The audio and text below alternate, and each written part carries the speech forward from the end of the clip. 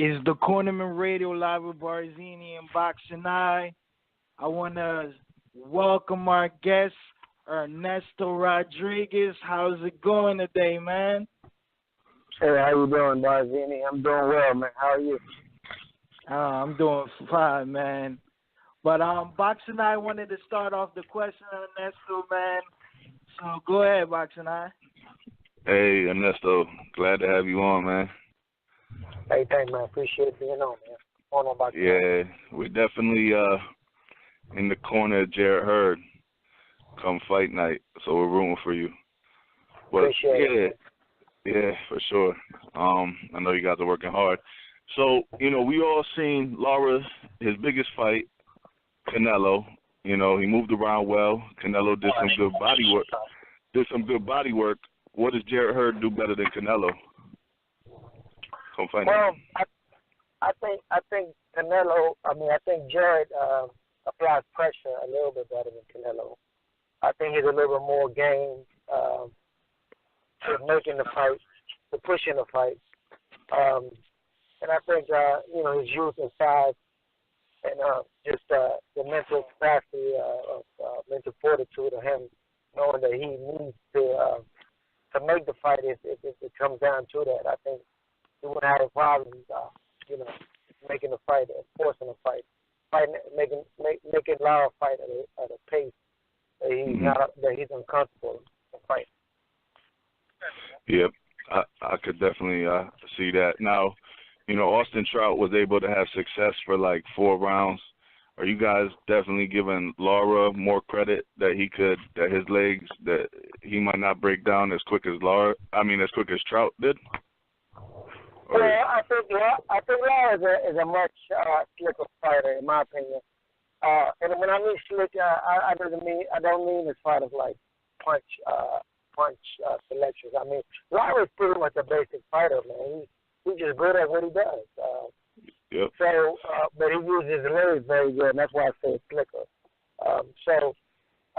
You know, we're looking to make the fight, and I think the breakdown starts right after for a few rounds, hopefully no more than 3, to figure him out start applying our game plan into making the fight the way we want. You know, make it a physical fight. Yeah. So I would say if we have to do that early though, the clip has to be done early. You can't wait too long. Yeah, I know there's a lot of gamesmanship in boxing, but did you guys get I'm sure Trout, did you guys get to speak to Trout ever since the fight? And did he say, man, I wasn't expecting that much pressure, man? Did he just shook your hand? How did that go after? He didn't say anything in that regard. You know, he just congratulated Jarrett. You know, hey, man, you know, you did a good job, so forth and so on, and that was it, man. You know, we didn't really talk too much about that. But I hear you, man. But hypothetically speaking, you know, let's just say, you know, he gets the big W, biggest one of his career against Lara. When are we gonna see that slick Jarrett Hurd that I seen when he really came on the scene against Galarza? Because you know what I'm saying.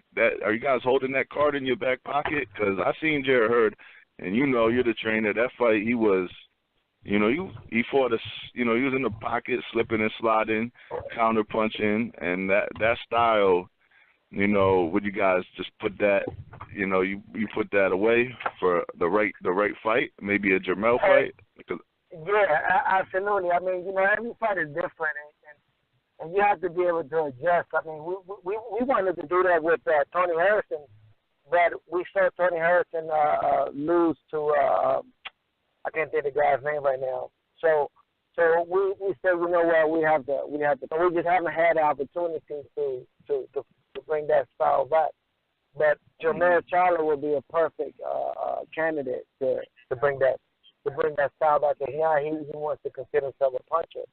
And we love the guys to come forward, man, because, you know, Jarrett likes to counter, and he likes to sit in the pocket as well, and throw his shots off. So that definitely will be a fight where you will see Jarrett sit in the pocket, but at the same time use his legs and move his head and block and counter, which is something that you know, more, which is a style that's more easy for Jarrett to do than to try to fight the way we've been fighting lately with our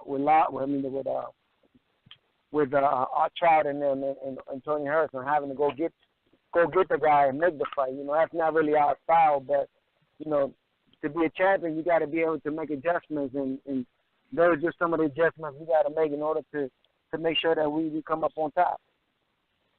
Yeah, man. I just got one more question, man. You know, congratulate you guys on all the momentum. But how long you and Jarrett Hurd been together since amateurs, or when did you guys get hooked up? I've been training Jarrett since day one. Since the day. Awesome, man. I wasn't the lead trainer. The lead trainer was Tom Browner, which was my trainer when I was fighting amateur and pro. But once I stopped fighting professional, I went back and started giving my time as a trainer, and that's when Jarrett came in. And I used to train along with Jarrett, just, you know, staying in shape. So I'm a police officer, so just staying in shape. Yeah. And then I just started working with him. So ever since then, since he was 15 years old, up to now, you know, I've been working with him. So we know each other pretty good. Yeah, police officer, that's what's up, man. I was in the Army for 10 years. I did 2 tours. And, wow. You know, I train the young kids now, so I'm trying to find that special kid, you know, keep myself in shape too. But I let Bars, you know, I wish the fight was in Brooklyn because me and him would have gone. And but you know, we know we're in your corner that night, man. So, you know, best wishes and everything, man. I know you got. I see it. Me personally, you know, you probably listen to the show. My breakdown you heard. I just see the pressure being too much, man. And Lara, he's right for the picking, but that's my eye. But I let Bars take over, man, and you know, best of everything to you guys. Appreciate the support, man. We're gonna go in there and do what we're supposed to do. Yep. Take care, bro. All right, man. Ernesto, man, I wanted to ask you, man, what's your opinion or what you think? Is Jarrett mostly for the Lara situation, is this more personal because of the disrespectful comments Lara made, or Jarrett wants this fight because he has the title and the name of Lara and the stature of Lara? What you think motivating your fighter the most? Why he wants this fight the most? Well, it's a combination of both. One is that Lara is considered by many the number one in the division. Virtually, you know, he's been the longest champion. He has the pedigree, you know, and he's beaten and fought some of the top fighters in the division. Then on the other hand, when Lara first called Jarrett out after he won the title, he said some disrespectful things that really weren't necessary, whether it was Lara or his people who wrote on Instagram. On Twitter. On Twitter, really weren't necessary. So Jarrett did take it a bit personal, which is in a way it's kind of good for me because I like my fighter to go in there with an edge and a chip on the shoulder. You know, something on his mind that's going to motivate him to push a little harder. So for me, it's great, man, because he got something to give and he wants to punish Lara. So you know, Lara's going to be in for a very, very tough night. You know, and I'm excited, man. So it's a combination of both, man. The number one status and you know, the personal things that he said, and we even wrote it on the board, man, at the gym. So he looked at it every day. So it's coming. How many fights has Jarrett saw with Lara? I know a lot of these fighters, these new age fighters, man, don't like to watch their opponents, their previous fights, but has Jarrett watched a lot of Lara fights? I would say he watched a lot. He might have watched maybe one or two. But okay. We're going to get together. We're going to get together this Saturday or Sunday this weekend, and we're gonna have a meeting, and we're gonna have some film studies, which we're gonna do as a team, and look at some of the fights that he did, that Lara had, where that shows him having success and some where he didn't have so much success. So we're gonna look at it on both angles. Mainly I take part in looking at film studies and implementing and training. But he has looked at a few fights that he mentioned to me, and he's like, "Hey man, I got this, man. I feel very comfortable." So we're very confident, man, with coming into the fight. We feel very, very confident. I know you can't speak for everybody, but how comes these the fighters today don't like to watch their opponents they're about to fight next? Can you speak about from your fighter's perspective on why, or your imagination on why fighters don't like to watch their opponents? Well, in my opinion, I think some fighters just like to adapt to what's being brought into the ring. Because you can watch a tape, you can watch tapes of a fighter, and then you get into a fight night, and the fighter switches up. He gives you a totally different style. So some fighters just they just go with the program as it comes. And that's some fighters do that, but I'm a bit old school. I like the tapes on the guys because, for example, Lara has done it. He's done the same thing over and over again. Right. But so you can expect him to change. I don't expect him to change his style. He's pretty much a 1-2 man. He's very good with the 1-2-1, and his leg and his footwork, and that has carried him out throughout the big fights that he has had on TV, and being the longest reigning champion now, 154. So I like to watch the tapes. For us, on the other hand, with us, you have different styles. You have then you see when we came out with Galarza, he boxed, counter punch well. Then with Molina, he stayed in the pocket and he blocked and counter a lot, went to the body, and he used his distance, but he still stayed close. It was more of in the booth type. With Tony Harrison, he was pressure, and with Trout, pressure fighter. All of that went out the door, and he just pressure. So you really don't know what to expect from Jarrett. But we know we won't have to press the fight. But at the same time, if Jarrett feels as though he can control the distance, power, he may just do that. Is there anything you're nervous about though, come fight night? No. Because no, nothing, not even because I gotta say, one thing I know Jarrett, you guys had a game plan, stuck with it, and it was A+ grade, but you gotta respect. Lara's not known for extreme power, but Austin Trout was able to hit Jarrett a lot, and Lara's speed is above a grade or two above Trout's. So that's nothing you're worried about. No, I don't worry about it too much because every punch, the punch that hurts you is the one that you don't see coming. That's mainly the punch that really hurts you. And Lara's not known for big punching power, but he does have power. Jarrett's going to approach the fight a little bit better than he did with Austin Trout. He's cutting the ring off a lot better in training. He's using his jab a whole lot more. He's moving his head a lot more, and he's sitting down on his punches pretty well. So, depending on what Lara does, I think Lara's going to come out and hold his ground. I don't think he's going to come out running. I think he's going to come out and hold his ground and try to outmaneuver Jarrett with a jab and quick quarter step down. That's why I think you respect Ronnie Shields a lot, right? Sorry, one of the best in the business. So yeah. My personal opinion, I think that him. I've been watching Ronnie Shields since Vernon Forrest, man. That's when that's when I was boxing. But I say this. I'm expecting him.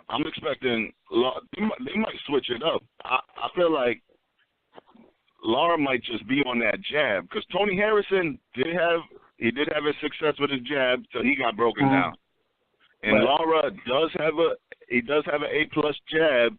So yes, he does. Then Jarrett's gonna have to work under that jab or over that jab, right? Right. Well, right. Yeah. Right. I agree. I said, like I said, I don't expect Lara to run all over the place like many people think. I think he's going to come out and he's going to hold his ground and try to maneuver that from that point. Right, from that 1-2. However, that's going to last maybe 2 rounds, or if 3 the most, because we're going to touch him. And once he gets touched and he feels the power, then he's going to get on his footwork and he's going to try to implement that. So he got different gears when it comes to that. Part of punch selection, he doesn't have too many gears when it comes to punch selection. Therefore, Jarrett has different approaches. He can sit back and use his jab and just drop 1-2 just like what he does, or he can apply the pressure. It all depends. It all depends what we see within the first 2 or 3 rounds, and how Lara adapts to his punching power. And then, like I said, a pro fight on this level really doesn't start till the 4th round. The first 2 to 3 rounds are more, fill out and make an adjustment. And once you make those adjustments, then you go full throttle. And that's why I said the breakdown begins after the 4th round. That was a great answer, bro. Ernesto, I wanted to say, would you be surprised if Lara comes out and fight the fight Sugar Ray Leonard did Roberto Duran as the first fight and don't go on his bike and stick and move, just come forzado? Well, would you be surprised or shocked? No, I wouldn't be surprised, but that's not going to last long because the minute he get hit, he's either going to get knocked out cold or he's going to feel a punching power and start moving. So, no, I wouldn't be surprised. But like I said, man, Jarrett has that deceiving power, man. He can either knock you out cold or when you get hit, you're going to feel that power all the way down to the bottom of your feet. You're going to say, damn, I don't want to get hit like that again. And you're going to start moving or you're going to start making adjustments. So, I wouldn't be surprised, but it won't last. It's not going to last long. It's going to last maybe 2 rounds, if that's 3. Like I said, after the 4th round, you're going to see a momentum change.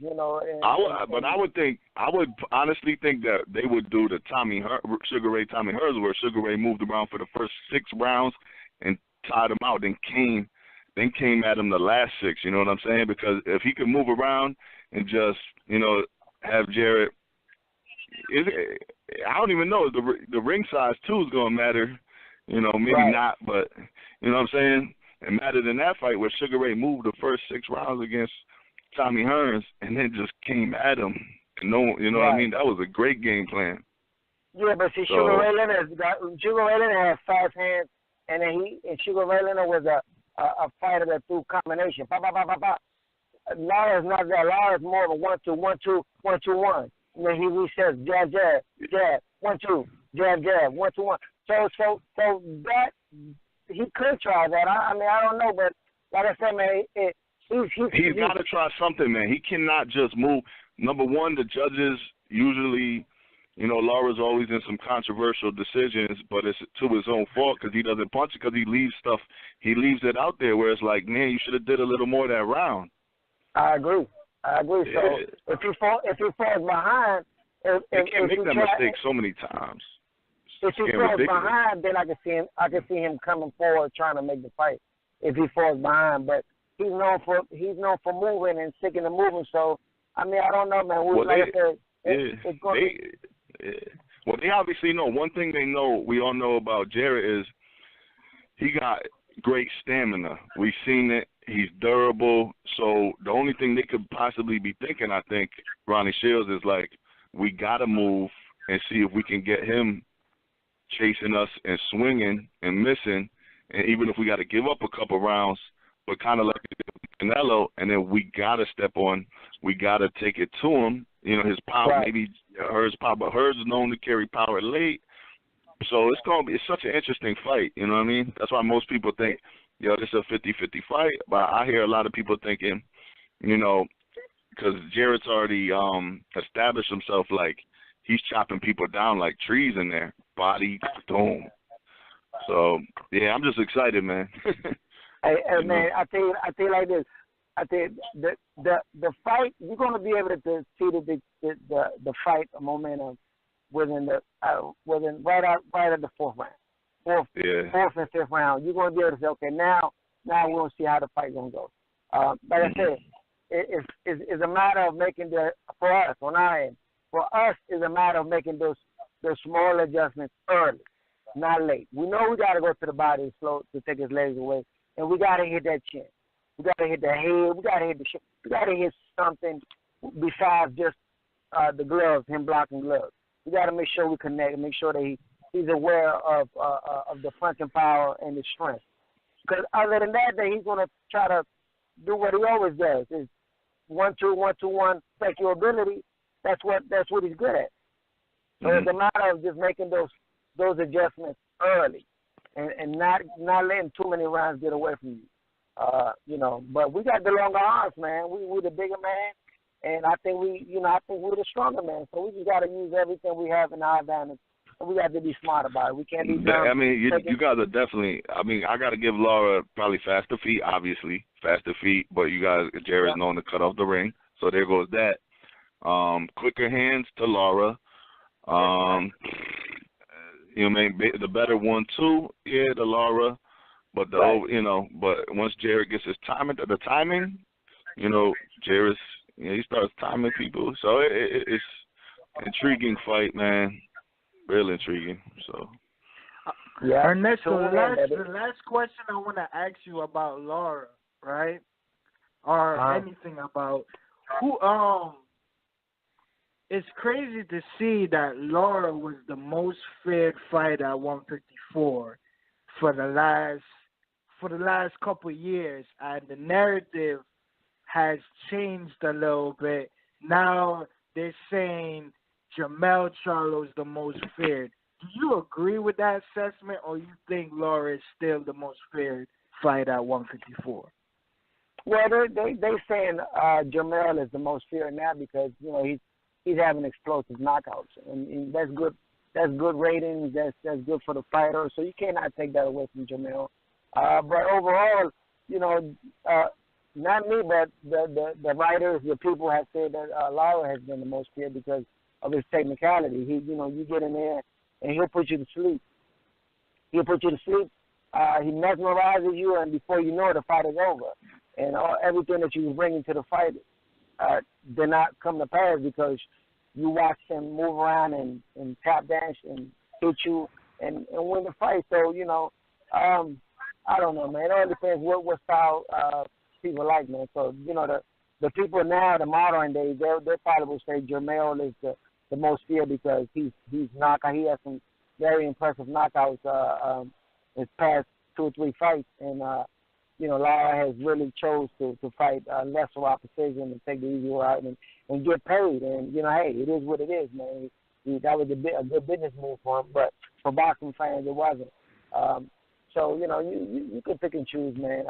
But if you ask me, Lara's still the most feared fighter, and ain't nobody jump. Even Jermell, who wants to consider himself the top dog, you didn't see him knocking down Lara's door to fight him, whether they were friends or not. When you're on this level, it's about making money.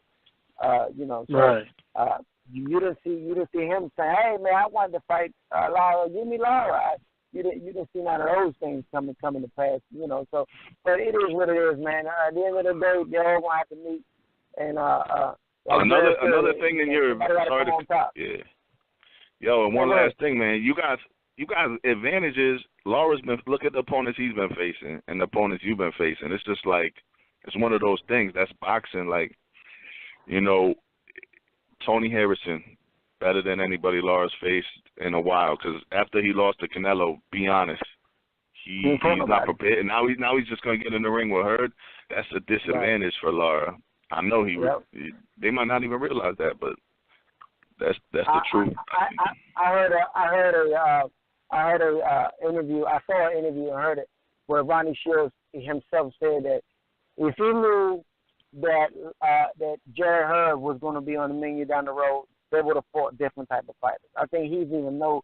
I think he even acknowledged the fact that going from these quality type of fighters to Jarrett transitioning that fast is a problem. I mean, he didn't verbally say that, but pretty much what he said was is a problem. It's something that's a concern to them.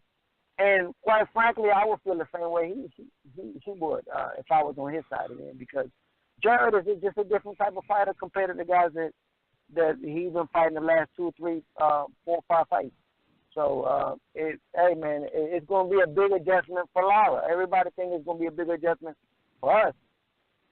It's going to be some adjustment, of course, but this guy's small, man, compared to Jarrett. He's small, and Jarrett, by the time Jarrett realizes to get in the ring, he's going to be big. He's going to be strong. He's going to be... I mean, Lara, you guys did what you did. Lara's just a better version of Trout. A little faster, a little quicker, right. But that's what you just seen in your last fight. And smaller, and smaller. And a lot smaller. Yo, the size difference is crazy. Right. Shit. That shit. So, yeah. But you know what? I Go ahead, Ernesto. No, go ahead. No, I was just saying, yo, it's gonna be. Once you guys do beat Lara, you know, like Triple G, man, they offered. Lara has been calling out Triple G for so many years, and never got the fight he with Triple G, and to see that Jarrett Hurd beat him. I think Triple G is going to be a little jealous of y'all, like, damn, man, I should have fought him. Why did I hold back on that fight in Lara? You know what I'm saying? I just think about things like that. But hey, I wanted to ask you a couple predictions, Ernesto, but go ahead. I just think that the Triple G and Lara fight, it's difficult to fight a guy like Lara. It's just flat out difficult. That's why a lot of fighters chose not to go that route.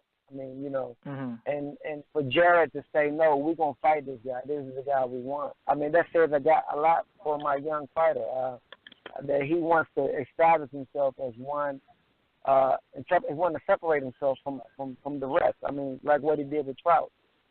He forced that fight because he wanted to make a statement. He didn't have to fight the way he did, which, you know, hey, I kept telling him, move your head, but he was like, he can't hurt me. I'm walking through him. And at that point, it was just like, hey, man, you know, let's give him the best instructions that he's going to get, because he had in his mind that that's what he was going to do. He was determined to stop Truax. I was calling him the Black Margarito. That's what. Yeah, so it's the same thing with Lara, man. Nobody wants to fight. Nobody wanted to fight Lara. They said, I don't think they still do want to fight Lara. But here we are. We asked for the fight. We got the fight.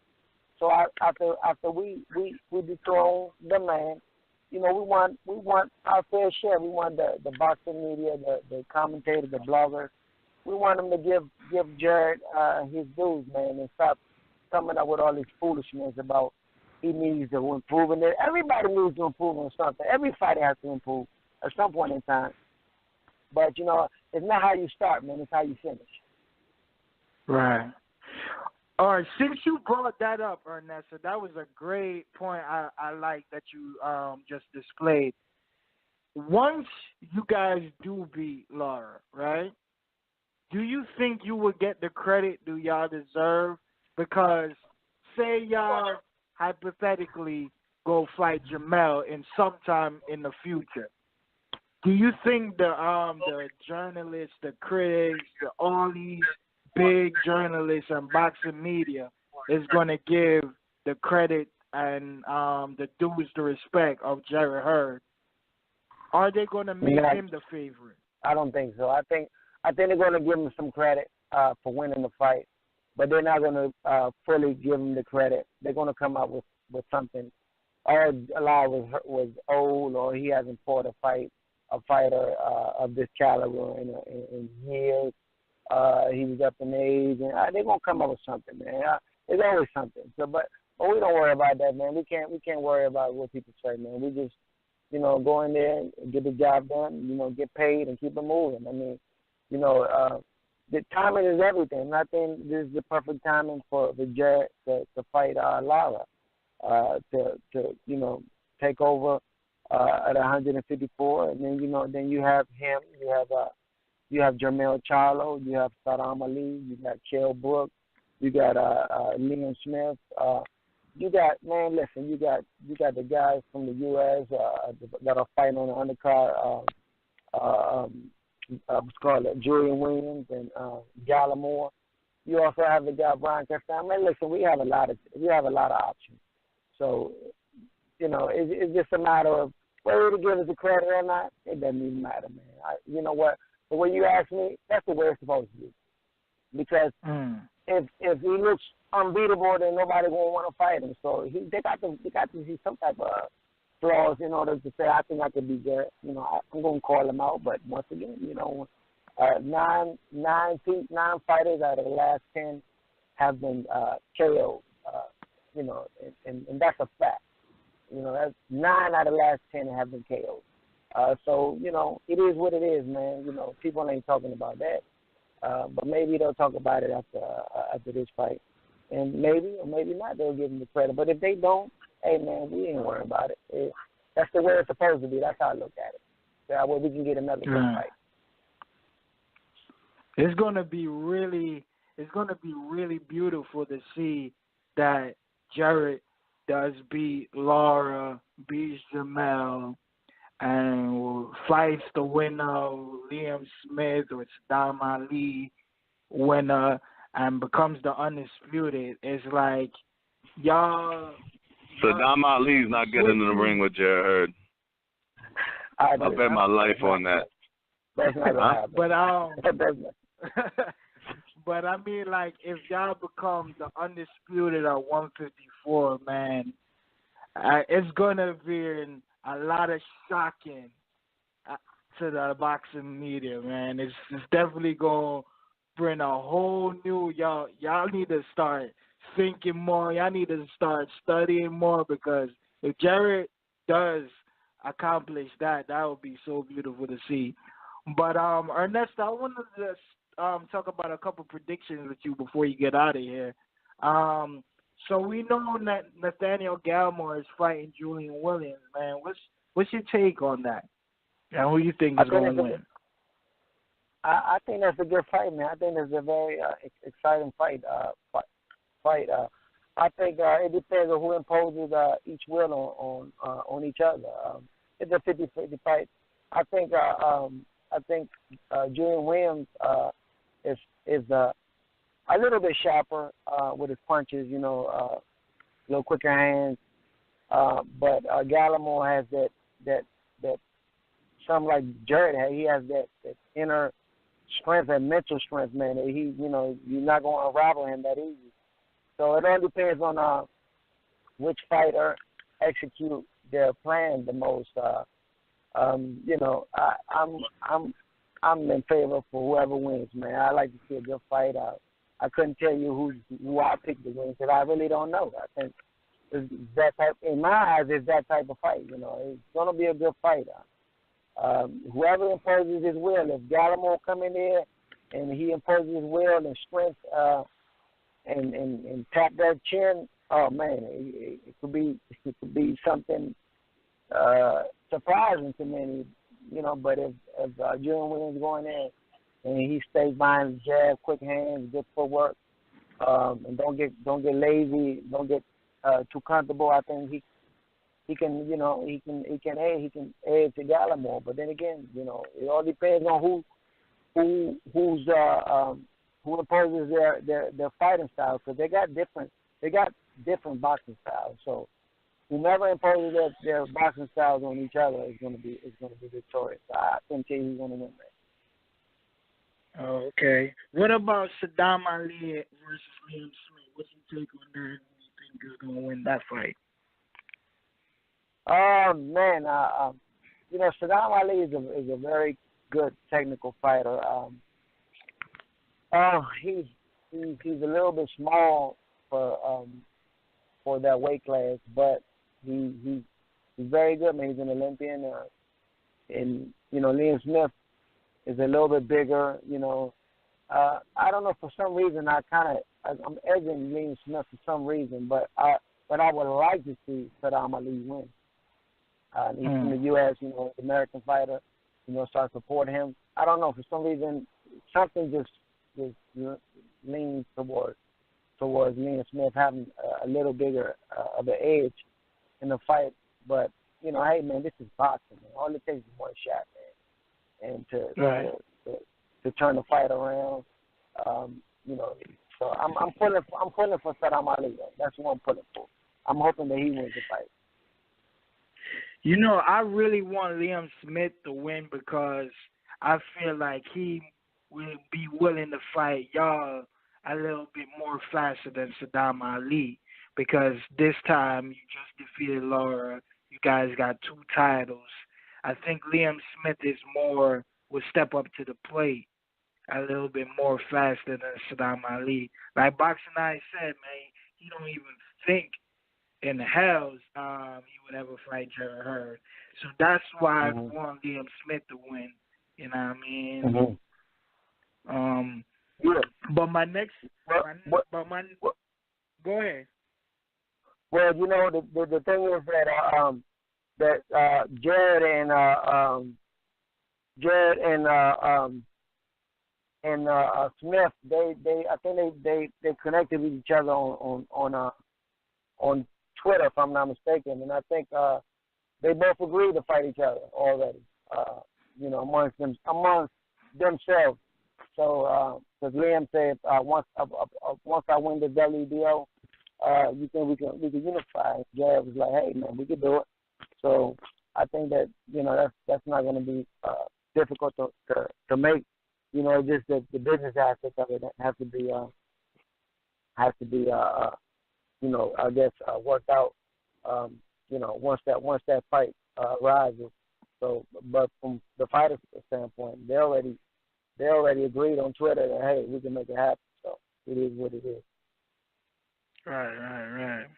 My next 2 predictions, man. What's your take on Caleb Truax versus James Degale and Angulo versus Sergio Mora? They both going to be on the card of Jarrett Hurd and Lara, man. What's your take on those 2 fights, and who you think winning those 2 fights? I think the Angulo fight is a good fight. You know, it's 2 older champions, but you know they probably going to fight their heart out and entertain the crowd. You know, Angulo, you know, I think he should have hung he shouldn't be fighting anymore. But you know, that's just me from a coaching standpoint. I think, you know, he's done a lot to the sport, but you know, his last few fights he took a big beating, and you know, I don't ever want you to a fighter take beatings like that, you know. But you know, that's just my point of view. I think him and Mora are going to entertain the crowd very well, and they're going to give them their money's worth. So from that standpoint, it's a good fight. I think that Truax and what's the name? James Degale. Yeah, James Degale. I think that's going to be a good fight as well. You know, James Degale got something to prove, saying that, you know, it was a fluke the first time, but I don't think it was a fluke. I think that, you know, Truax is a very strong, solid fighter. He always been. So, you know, hopefully the confidence that he has gained from the first fight could allow him to win again. I hope Truax wins the fight. But, you know, I think it's a good undercard, man. I think everything is being put together well. I mean, and we're gonna close the show, man. We're gonna bring that big fight at the end. Say the best for last. At least from our standpoint, we're gonna make the fight. I mean, you know, I don't know what Lara's gonna do, but you know, we're gonna try our best to make the fight. So. Right. Well, Ernesto, man, thanks for coming on, man. I really appreciate it. Can you give out your social media and where people can follow you? And good luck on April 7th. And I know you're going to win. So it's Team Swift, Team Hurd over here. So, yeah, give it out to the public, please. I appreciate it, man. I appreciate all the love and support. You can follow me on on Facebook at Changing Faces 2005, and on Instagram at Changing Faces _2005. Not really too big on Twitter, and I don't have an account, so those are two that I pretty much I'm frequently on it, Facebook and Instagram. And I appreciate all the love and support, man, and that you guys always give us. And we're gonna go in there and do our best to force a fight, make it an exciting fight for the fans, and bring that WBA title back home and become a unified champion, and just continue to grow from that, and just thank God for all His blessings, man, and the doors that He has opened up. We also want to just thank our management, our management for making all of these things possible. And without God, none of this would be possible. So appreciate you guys, the love and support, man. We'll chat after the fight.